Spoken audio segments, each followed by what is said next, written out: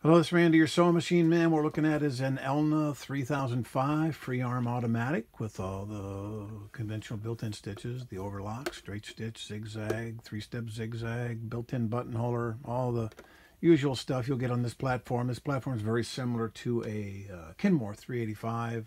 There's a lot of Genomes with the same platform. Some have more stitches, less stitches. But basically, it's a very familiar platform. And what they all have in common is the fact that sometimes if you leave these set for a long time and don't use them, they will refuse to backstitch. They won't backstitch when you press this button, and that can be annoying. Or they'll stick in reverse, or they'll do one or the other. But anyhow, what's going on, tilt this back very carefully and look underneath. Right here is the reverse action. This is a little nylon cam on a metal rod right here. It's nylon on metal, and of course when you sew the back stitch, this cam is engaged left, right, right. It's got a little spring that pushes it over, a little tiny screw for adjusting how much pressure is on the spring.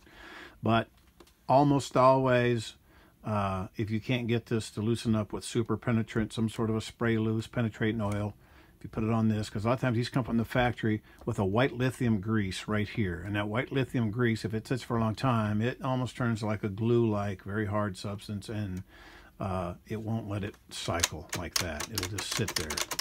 So this has to be taken apart. A lot of times you can put penetrating oil on it and wait and relax and cycle it a lot and it'll work it out. But I always end up taking them apart, spraying them, wiping them down, putting them back together.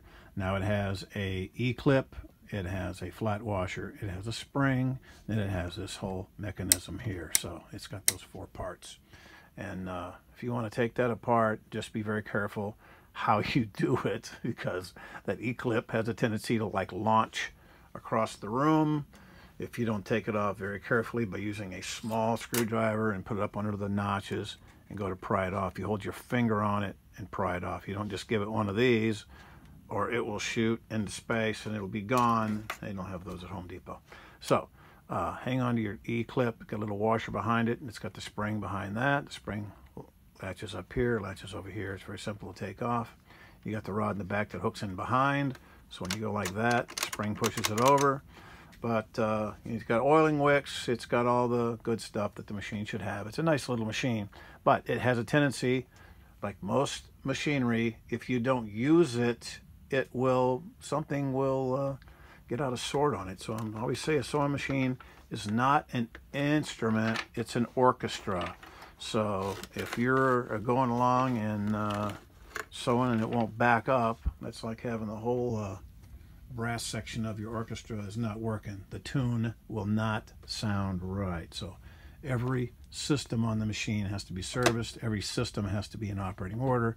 And on this one, all the systems seem to work real well, with the exception of that reverse down there. And that's just when it sits for a long time, or there's people who don't reverse very often. They don't reverse, and all of a sudden they want to reverse one day and the dang thing is stuck. So cycle that, and if it's been sitting up for a while and you get it out, unthread it, run it, and cycle that until you hear this. You'll hear that cam clicking left, right underneath. When it does that, it's ready to go. If it has too much pressure on top, that'll impede its progress. The little dial on top goes 0 to 3. I'd put it on 1 to get it to cycle, then go up more if you want to. But other than that, it's not a bad little machine. I'd recommend if you can get one at a good price and use it a lot. And don't let your reverse mechanism freeze up on you. The ELNA 3005.